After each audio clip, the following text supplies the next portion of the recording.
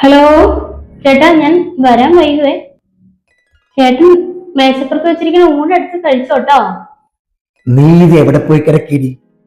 ആശുപത്രി പോണെന്നും പറഞ്ഞ് രാവിലെ 8 മണിക്ക് ഇറങ്ങിയതല്ലേ. ഇപ്പൊ എത്ര സമയം? 12 ഞാനാണെങ്കിൽ TV കണ്ട് ഉറങ്ങിയും പോയി. ആശുപത്രി തന്നെയാണ് മനുഷ്യ. ഇത്രയും നേരമാവും? ആ, ഇവിടെ എന്നെക്കാളും മുമ്പേ വന്നവരുണ്ട്. പിന്നെ ഞാൻ. അതെന്താണ്, അവിടെ ഡോക്ടറൊന്നും ഇല്ലേ?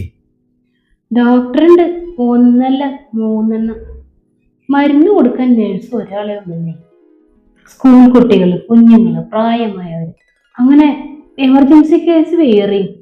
പിന്നെ കയ്യൊക്കുള്ളവന്മാര് കാര്യക്കാരെന്ന പോലെ അവരും കേറി കേറി പോകും. അപ്പൊ ടോക്കൺ നമ്പർ ഒന്നും ഇല്ലേ അവിടെ? അതൊക്കെ ഉണ്ട്. ഒന്നും പറഞ്ഞിട്ട് കാര്യമില്ല ചേട്ടാ. തീരെ വയ്യാത്തവരെ കടത്തിവിടും.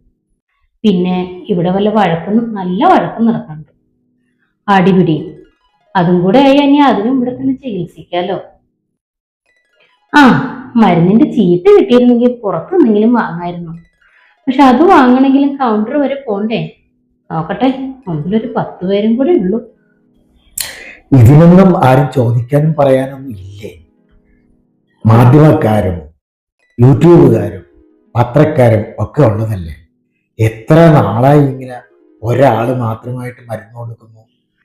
നമ്മുടെയൊക്കെ ഹോട്ടലുകളിൽ നോക്ക്, മാനേജര്, ക്യാഷ്യറ്, പാചകക്കാര്, ഇങ്ങനെ എല്ലാം ഉണ്ടായിട്ട് ഒരാളാണ് ഇതെല്ലാം സപ്ലൈ എങ്കിൽ നമ്മൾ എന്തായിരിക്കും അവരെ വിളിക്കുക? അനാവശ്യം പറയില്ലേ? അതെ, ഇവിടെ നേഴ്സിനൊന്നും ആരും കുറ്റം പറയുന്നില്ല. കാരണം അവർ ഒറ്റയ്ക്ക് കിടന്ന് മൂക്കുകൊണ്ട് കരച്ചോണ്ടിരിക്കുക. വേണം പരാതി. ഇതുപോലുള്ള ഓരോ വിഷയത്തിനും നമ്മൾക്കുണ്ടാവണം പരാതി, നമ്മൾക്കുണ്ടാകും പ്രതികരണം. പ്രതികരിക്കൂ.